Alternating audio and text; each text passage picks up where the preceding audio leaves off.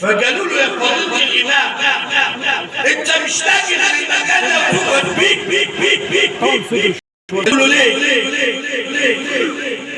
أنت مش لاقي المكان ده وتشتري بيك؟ قال لهم أيوه. قالوا له ده الحتة دي قاعد واحد فيها بيشرب الخمر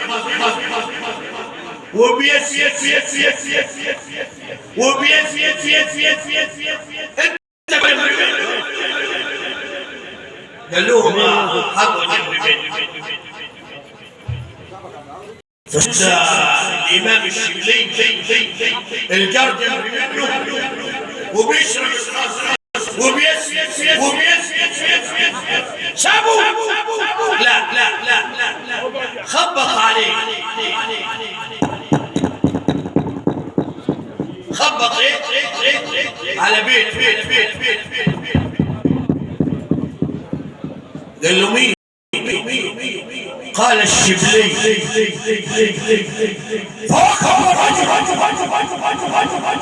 وفتح الباب للإمام الشبلي. وفتح الباب للإمام الشبلي. فلما فتح الباب قال له أيها الرجل افعل ما شئت لكني أوصيك أن تصلي على سيدنا رسول الله 10 مرات عندما تصبح و10 عندما تمسي. قالوا بس كده. قالوا احنا تعال وسابوا الإمام الشبلي. فأصبح الرجل العاصي يصلي على سيدنا النبي 10 مرات الصبح و10 بالليل.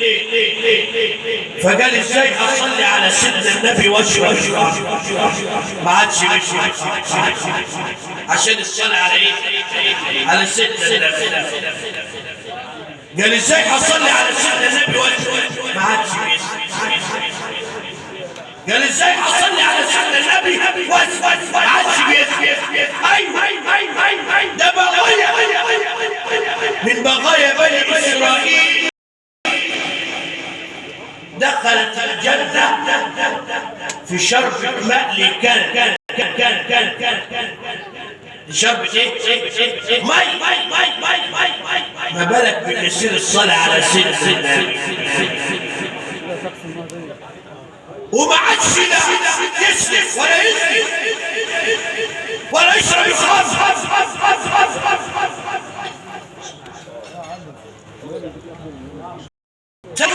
يصلي على سيدنا النبي 100 الصبح و100 بالليل. اسمع الحته دي بعد اسبوع على سيدنا النبي 1000 الصبح و1000 بالليل. بعد 40 يوم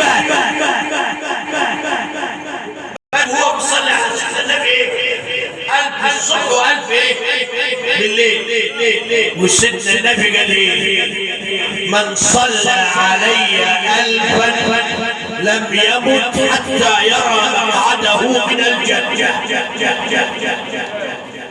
40 يوم بيصلي على سيدنا النبي. يقوم اللي يخبطوا على الإمام الشبلي جارك العصر ما هو اداله الروشته وساب. اداله الروشته وايه؟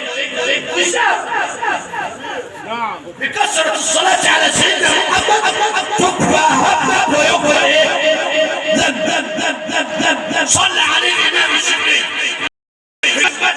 وبعد ما دفنه قال ايه؟ اللهم اني حال جاري العاصي وهو مشى من بعد ما اداله يقول الإمام الشبلي فرأيته في الرؤيا يلبس السندس والاستبرق وعلى رأسه تاج من نور له ماذا فعل الله الحصل.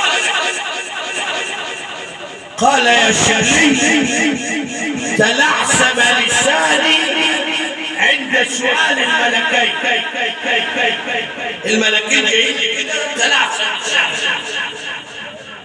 فرأيت شابا وجهه كالقمر وريحه أطيب من المسك،